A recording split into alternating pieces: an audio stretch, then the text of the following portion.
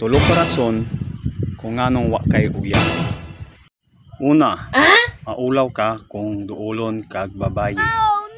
Kaduha, hingibog ka pero dili hingingon.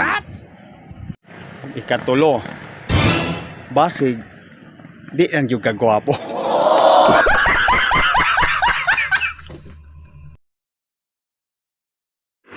Sa mga nangasinso na sa kinabuhi, no?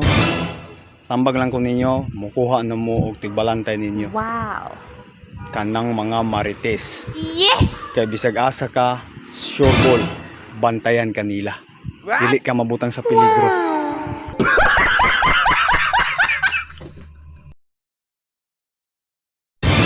Sa mga marites di ba? Alam ko'y panguntahan ninyo. Monetize na ba mo ni Mita? Alas kadaan lo gagawa mo content. Dili rason kung wa kay uyab karon. Basin di lang yun ka kaingaw.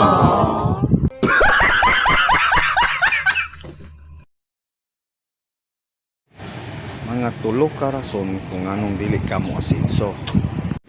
Una, dako pa imong utang kaysa imong sweldo. Kaduha, makauna-huna ra kag tigom ug wa na kay kwarta.